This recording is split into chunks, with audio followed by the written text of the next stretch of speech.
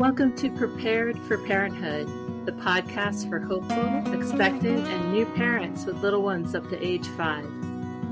I'm your host, Dr. Stephanie Dueger, a psychotherapist, author, educator, parent coach, and married mother of 2. On this show, we'll discuss everything from the most up-to-date practicals of best supporting your young children, to thriving in relationship as a family, to more surprising topics around the psychology and development of babies from conception through age 5. So sit back, relax, and enjoy. I'm thrilled to have you here today.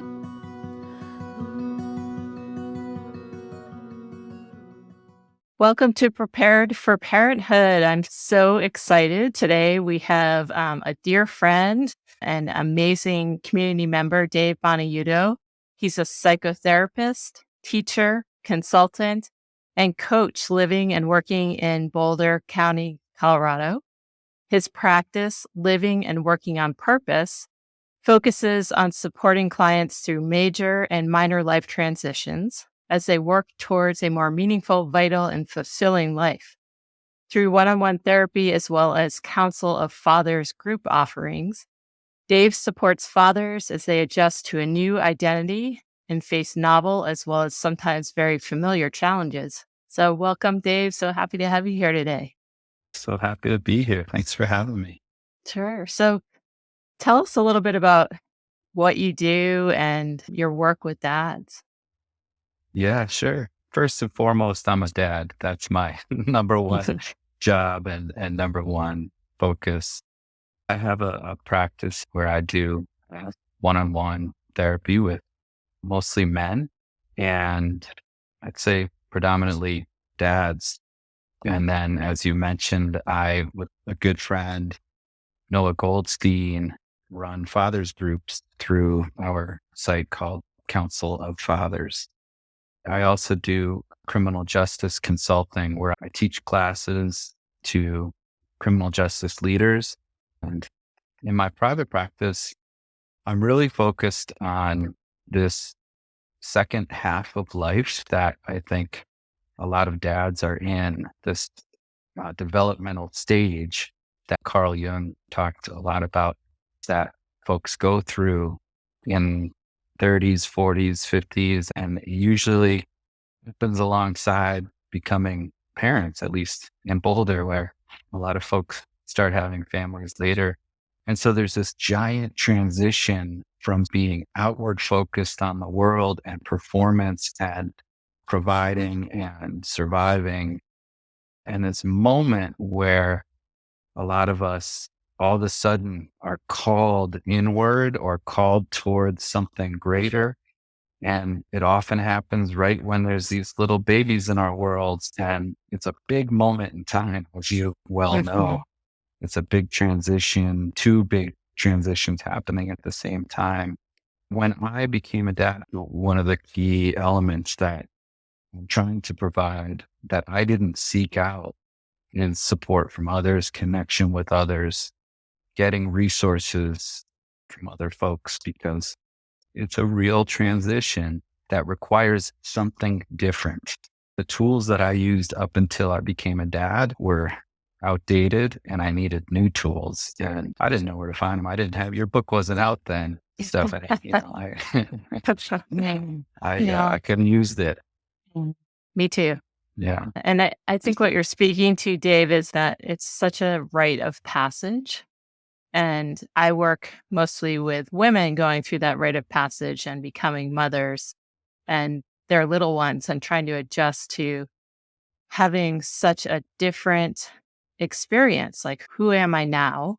And how do I navigate this new, brave world that we're in, where there may be lack of sleep, maybe one partner is outside of the home working, and maybe the partner who's staying home with baby has stopped working, at least for a while. And there are so many pieces that go into that. And so I'm curious, because in my experience, there seem to be more opportunities for women to connect with each other, people who have just become mom. It seems like there are fewer resources for men who just become fathers.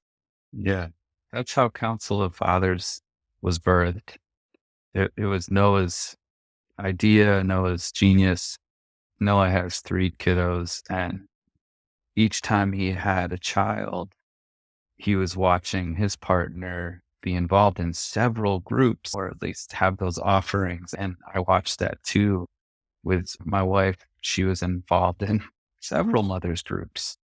And Noah thought, well, we need to have this for dads too. My experience doing Council of Fathers, which by the way is a program, one of the key elements is that we run a cohort of fathers that gather twice a month for 6 months, 2 hours each time. And we sit together and we listen to each other and we share. And, a real common theme that we hear from dads is never had people listen to me like this before. It's really both sad and striking that there are some dads out there who are not accustomed to sharing their struggles and wins, and the accomplishments and joys of fathering and having other people listen. That's been really shocking and therefore an honor to provide that space for dads. So yeah, there aren't a lot of resources for dads in general in that way. And then it's also rare, I think, for a lot of men to reach out in times of crisis. At least, for me, my MO was when I just called having a child a crisis. It's much more than that. But what I mean is it was a pivotal moment in my life where I needed support. And instead I siloed and I dug deeper into the things that I was familiar with, like white knuckling, just trying to muscle through struggles. And it's not the time for that. It's the Right. time to seek resources, seek support. And what do you think is one of the most or several of the most common themes that show up in your counsel experience that new fathers bring? Yeah. Some of the themes that you wrote about in your book, the first one I think is sleep. Sleep is real. And I remember when I had my first kiddo, Rafi, he's 11 now. And I remember, I think it was my dad that I texted one morning, and he was in the military for his whole career. And he said, Dad, isn't this how people torture other people to get information? Like you deprive them of sleep and then you put a negative stimuli in front of them until they break. And that's sort of how I felt was I was so tired and there's a constant crying involved, which is really hard to deal with. It's a hard stimuli for the psyche to handle. So dads come in, they have this often wonderful week or two of just, there's a twinkle in their eyes and a softness and, the magic of being around a baby. But at a certain point that can turn and the look becomes more like a deer in headlights and trying to find my footing with lack of sleep and overwhelm and stress and trying to find new tools to deal with that. The other really common theme is around identity, which I think you also mentioned. You know, I'm so used to going through the world in a certain way and defining myself by what I do and who I choose to be around and how I choose to respond. And there's a lot of control over my environment until I became father. And then all of a sudden, wow, I'm responding to another being's needs constantly. And I'm responding to things that are coming up in me that I seemingly don't have much control over. I am all of a sudden flooded with emotions and I don't have the luxury of walking away or avoiding a situation. It's all of a sudden I'm faced with having to relate to my environment and from a very different perspective and mindset. Also, for dads in Council of Fathers, we talk a lot about our own fathers and how we were fathered. And with gratitude, often we talk about the things that we received that we want to carry forward. And there are often ways that our fathers parented that we're trying to break that cycle. And so one of the things that often happens is all of a sudden I hear my dad's voice come out of my mouth. And the question is, what do I do about that? How do I find who I am now? Who do I want to be as a father? And how do I move in that direction? And then the other huge theme that you also talk about in your book is relationship. For dads that are in relationship with their kiddos, mother relationship issues surface that have been successfully protected and avoided until now. Our kids, I think, are so good at helping surface those issues in relationship. And so we talk a lot about navigating. Sometimes it's about parenting, right? We have different views on how to handle this situation, but sometimes it's just that new material is surfacing.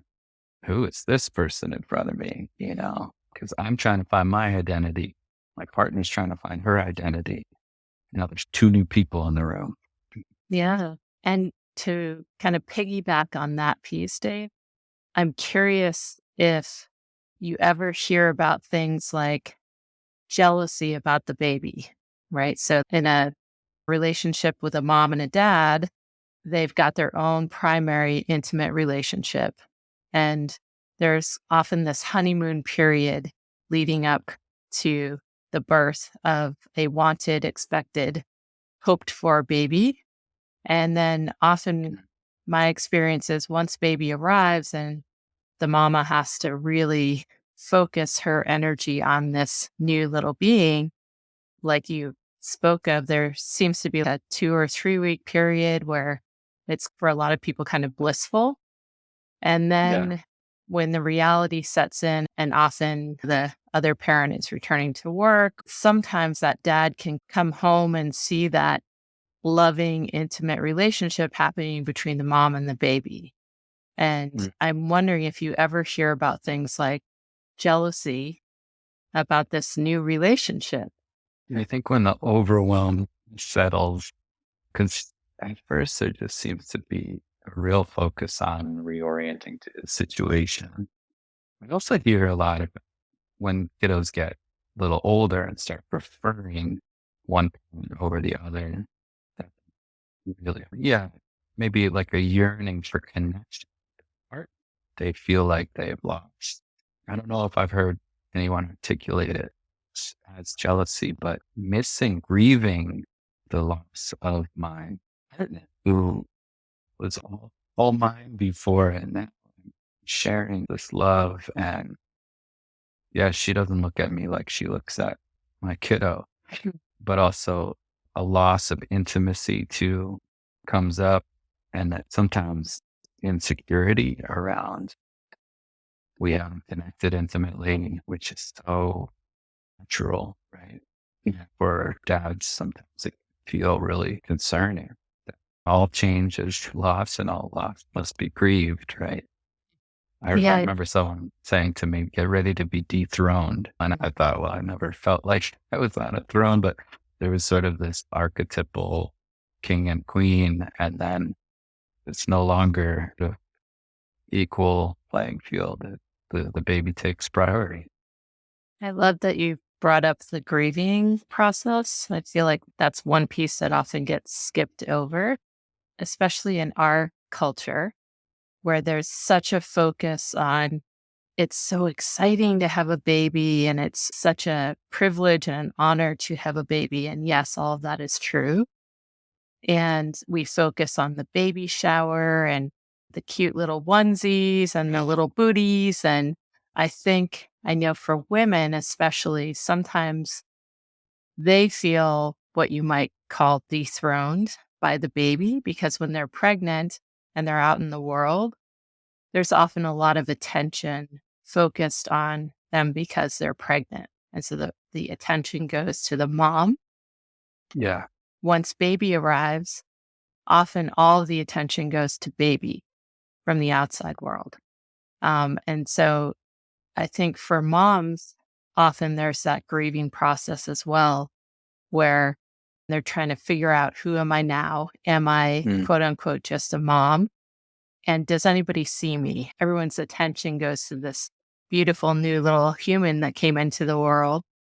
And then I imagine for partners and dads, there's one extra layer of being removed from that. But I think about that grieving process of, who was I? Who am I now?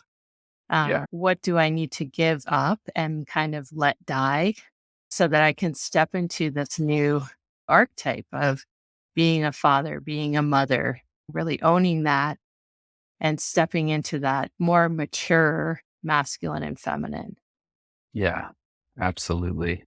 I love the way you describe that because I feel like that's the true gift of parenthood is that we are ushered through that rite of passage, ushered through that stage of development. It's that sort of fairy tale that you were talking about.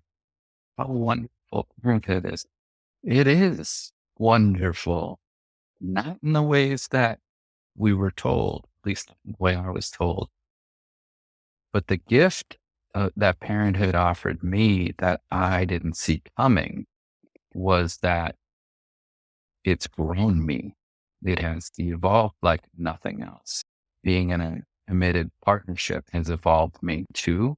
But man, there is no greater path. And you can, I think, if you come into parenthood expecting to chase pleasure and avoid pain, it's going to be hard. But if you can adopt the mindset where you're inviting growth, then you hit the jackpot. It's going to happen. You're going to grow For willingly or sure. not, but it's really an incredible opportunity to evolve as a human. Yeah, I agree.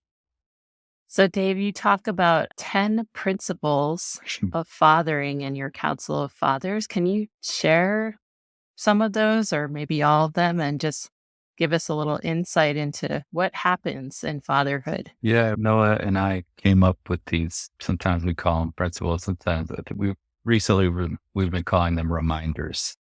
And we have a podcast over at Council of Fathers that we've gone into depth in these principles if you want to hear more about them.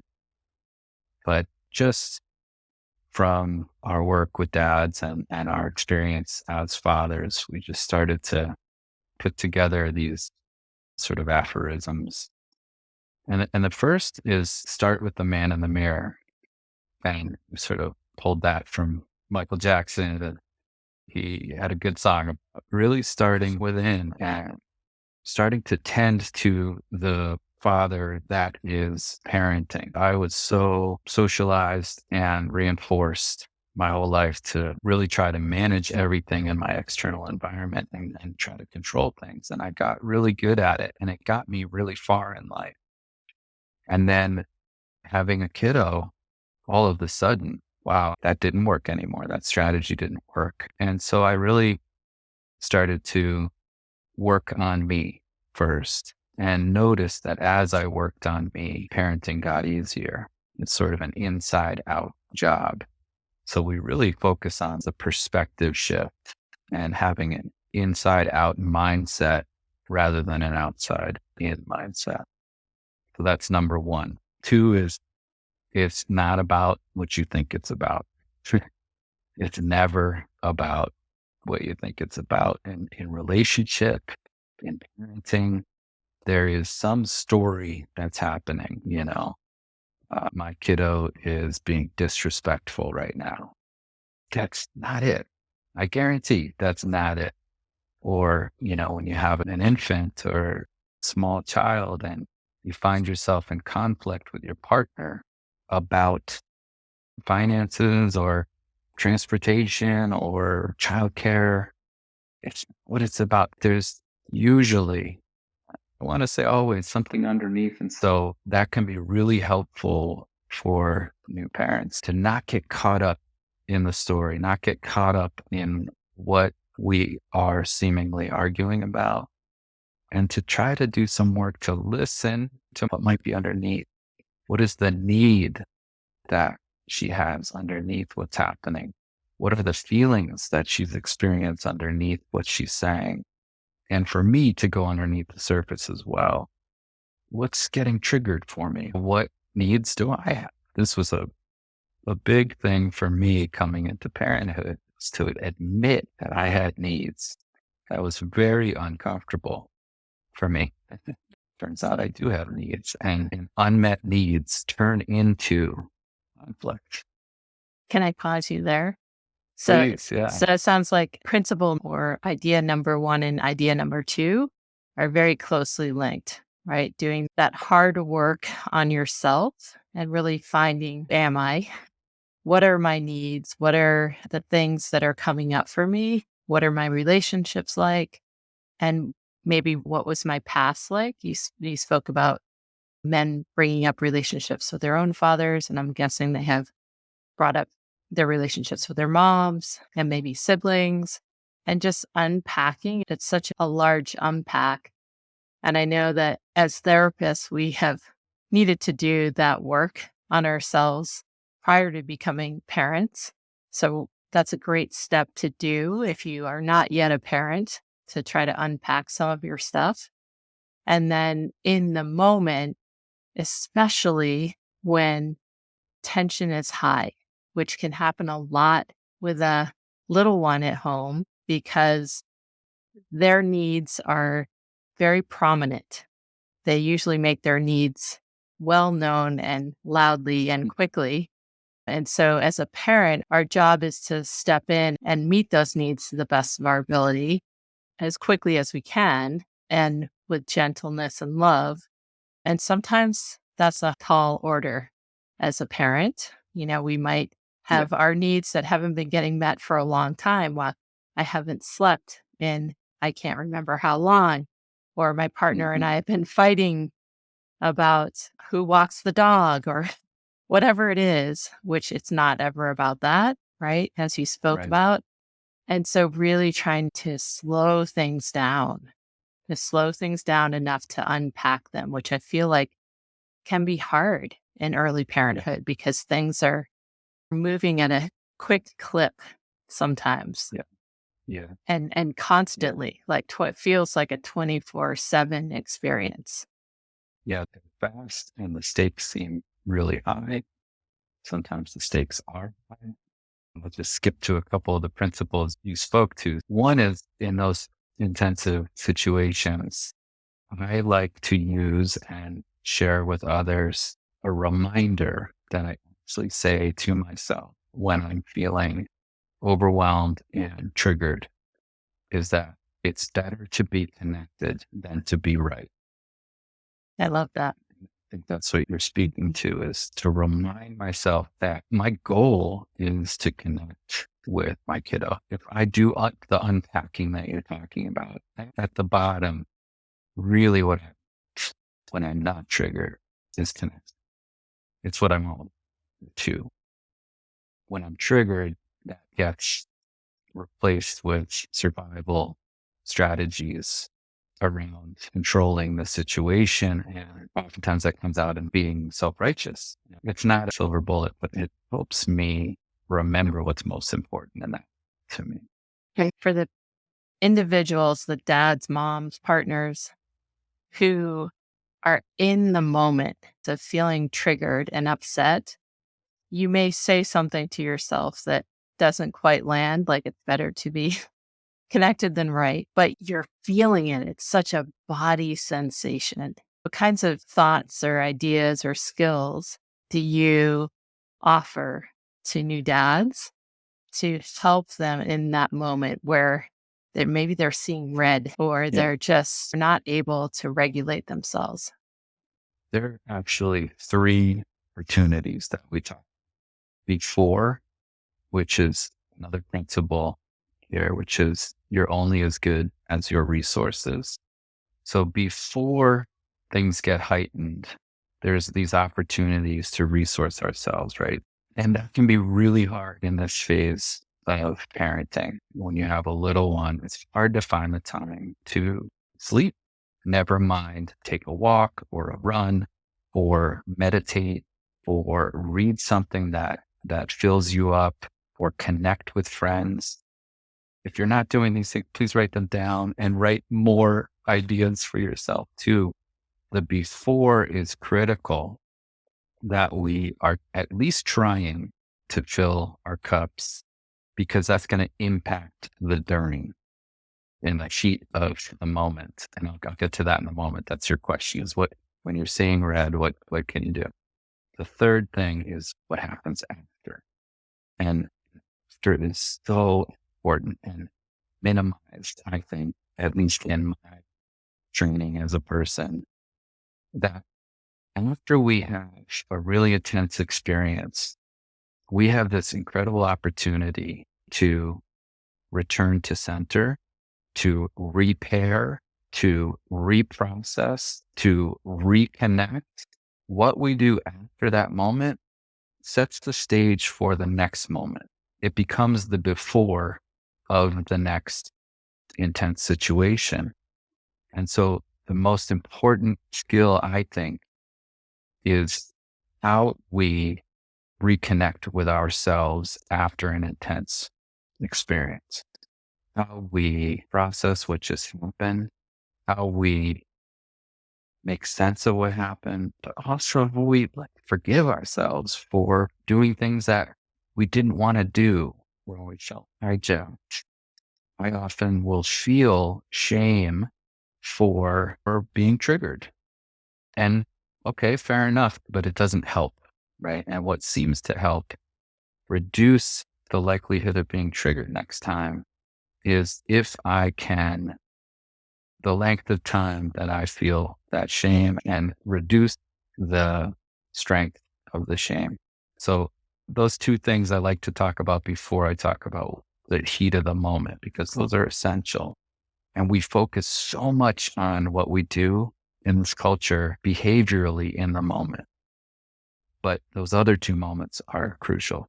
So in the moment, I honestly do say these things, right? That's not the solution, but it is part of it. And then I teach a grounding exercise, which is about feeling the soles of your feet. So bringing your attention from the part of me that is arguing and is in conflict, bringing my attention down to the physical sensations at the bottom of my feet is one strategy. Obviously, sometimes walking away, but prior to walking away, sharing with my partner or my kiddo, hey, I'm feeling really triggered right now. This isn't how I want to do this. I need 5 minutes. I will be back. I'll be back and we'll continue this. But I want to regulate my nervous system. We use that language in my family. My wife, as you know, is a therapist, and I'm a therapist for kids. I have two therapists for parents. You know the type. But we use that language as a family. I need to go regulate myself and I'll be right back. So that's another strategy in the heat of the moment. The work in the heat of the moment for me is what I would call counter instinctual, right? Because what's happening is something very old, something very powerful is coming up in the moment that can't just will away. And so the work to me is, what is counter instinctual? What do I want to do that doesn't actually feel natural right now? So I might walk towards my wife and put my hand on her shoulder gently and make eye contact, which goes against everything that I'm feeling, but it helps to break the possession that I'm feeling in that moment. Or with my kiddos, I will get down on the floor and say, honey, I am so angry right now, but I just want to listen to you for now. Just counter instinctual. It's not what I want to do, but the move in that moment, I think, is to try to break the cycle that I'm in. Yeah, and I love that you actually bring in movement, right? Because the dysregulation is such a body experience, right? Yeah. And I don't think there's anyone in the world who hasn't experienced the heat that comes with anger or frustration. It feels maybe different for different people, but there is such a physiological experience going on that the best way to handle it is movement, whether it's Yeah. breath movement, whether it's moving your body, getting down on the floor with your child, putting your hand on your wife's shoulder, whatever that looks like, there's movement involved. And it helps to actually process when you bring in that movement. So whether you're saying something to yourself or walking away, you're helping your body process that feeling of heat or being out of its regulated zone.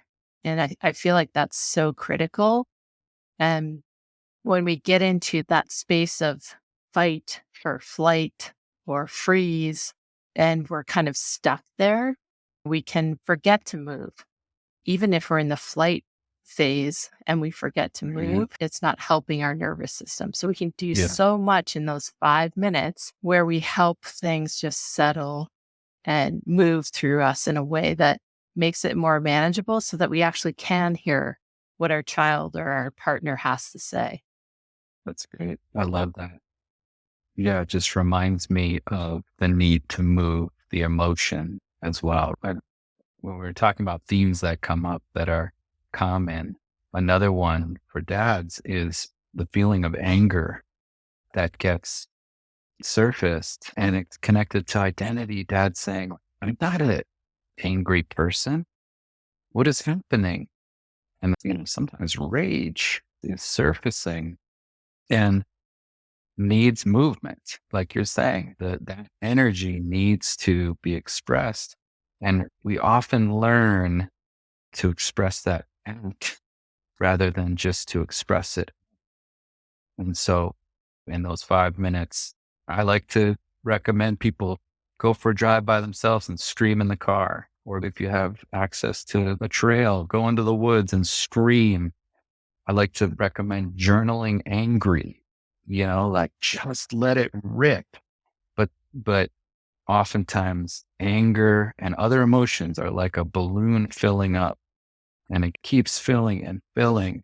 And if we don't let air out of the balloon, it's going to pop or it'll seep out sideways. So I really like what you're saying about moving. And in part, it's about moving the stuck energy in that moment too and Right. expressing it somehow.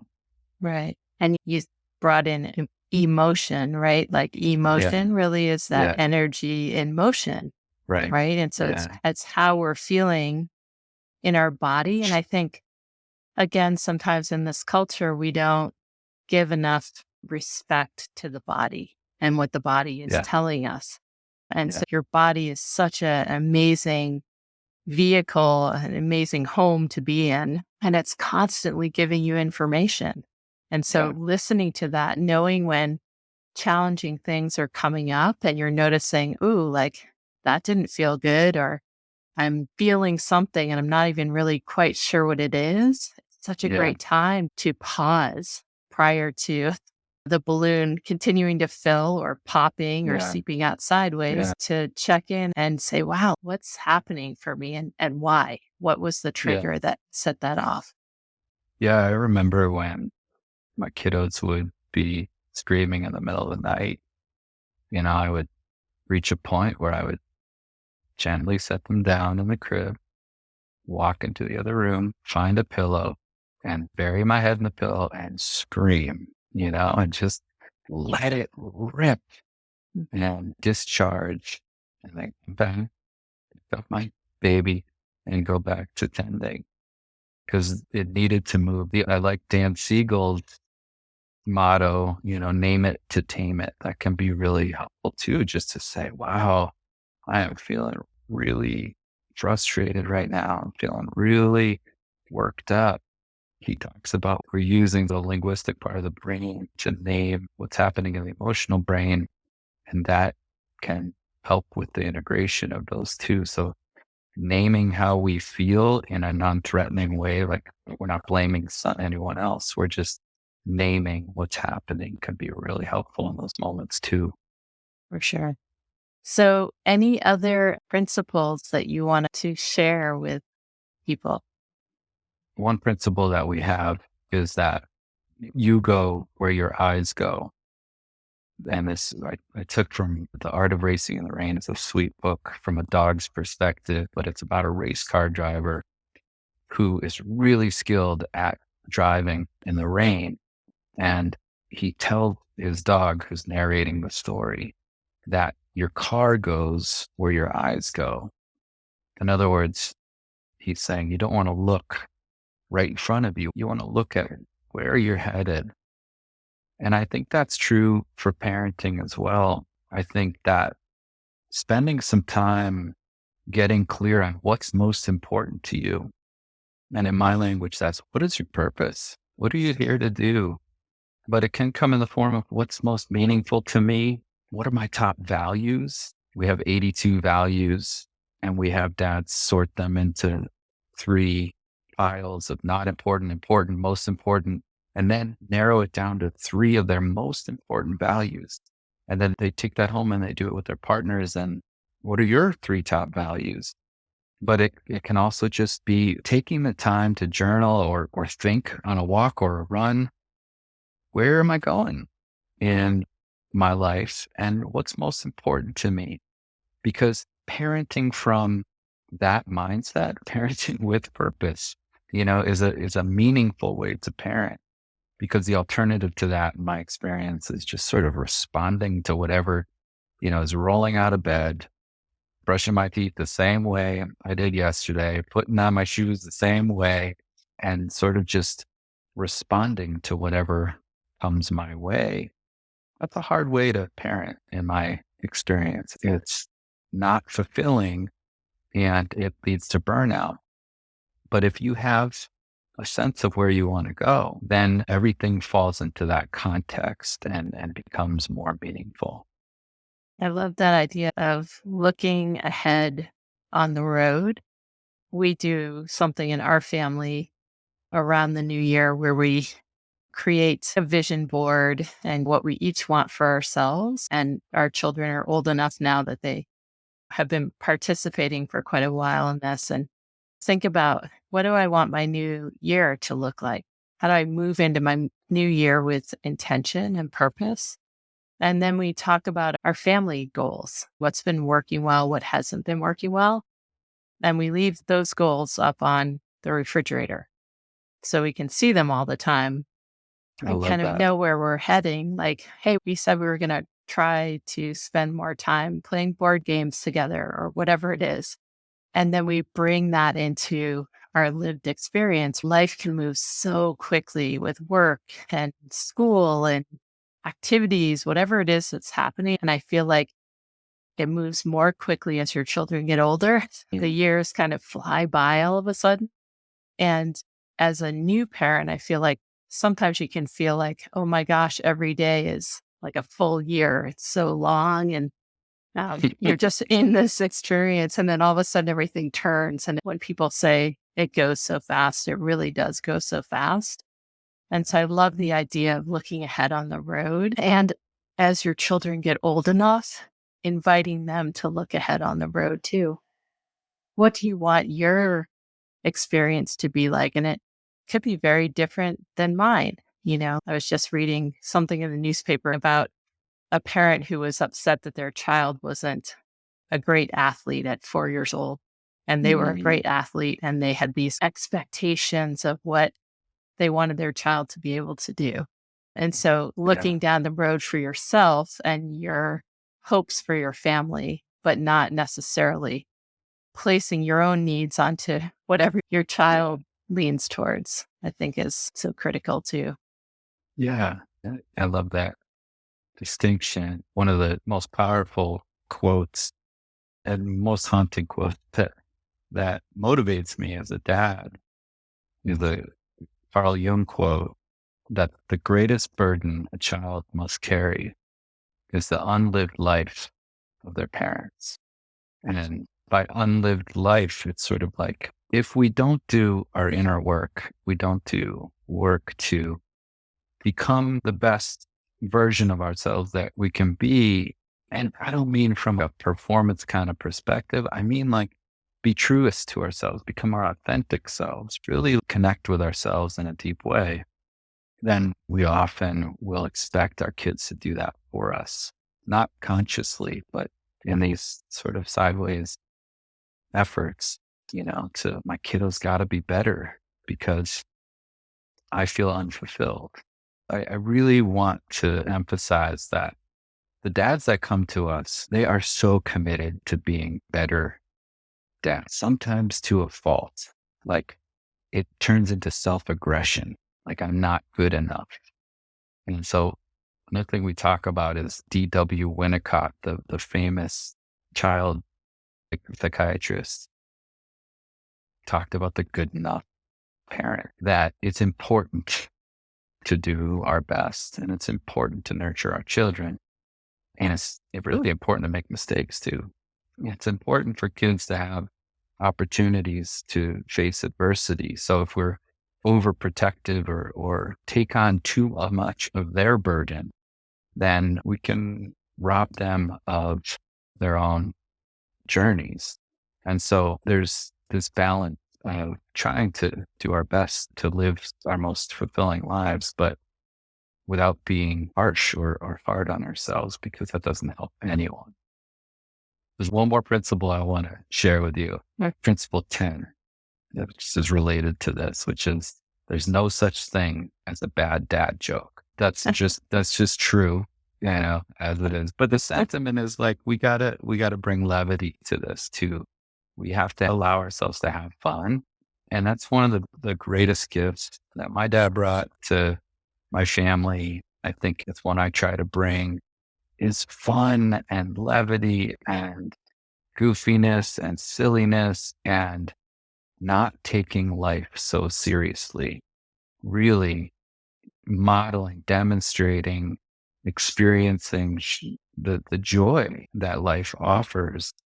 And it's a discipline in and of itself. Like it's something that we want to build into our lives. Like, yeah, joke around, have fun, wrestle around, play. Play is a basic human need. And so that can sort of counteract the weight of what can feel like a heavy burden. So critical, right? Like in the Buddhist tradition, they talk about balancing the profane with the profound.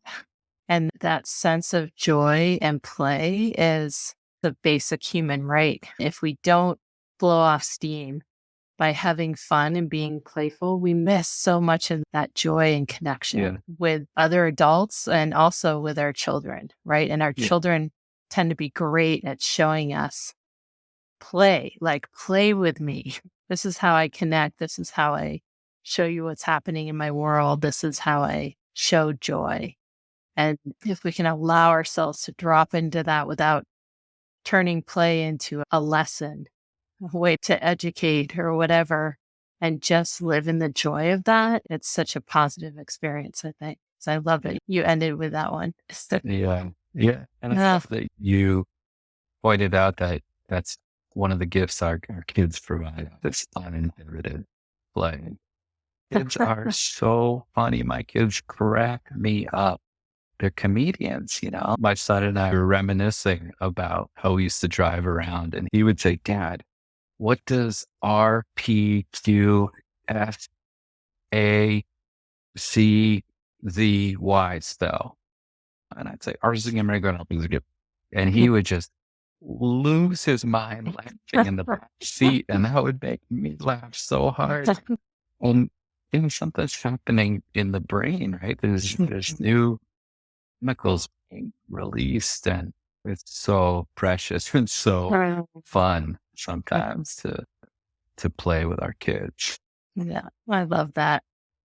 Well, we've been talking with Dave Bonaiuto, and can you tell listeners how to get in touch with you and about Council of Fathers, how to find that information?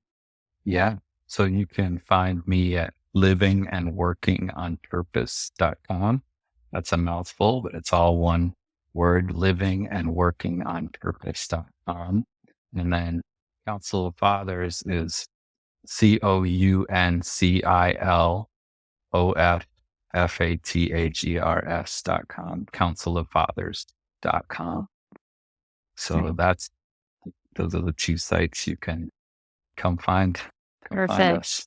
Thank you Yeah. so much, Dave. I so appreciate you being here. It's always a Yeah. pleasure talking with you. Yeah, thank you. I really enjoyed this. All right. Take care. Thanks for the work you're doing too. I really love the book and love the podcast. Thanks, Dave. Thank you so much for listening to the Prepared for Parenthood podcast today. I hope you found this episode educational, informational, and conversational, and that you'll join me again for another episode soon. If you enjoyed listening to today's podcast, I'd very much appreciate if you would rate, review, and subscribe. If you're interested in more information related to today's podcast, or are looking for parent coaching or courses, you can find my information in the show notes or online at preparedforparenthood.com.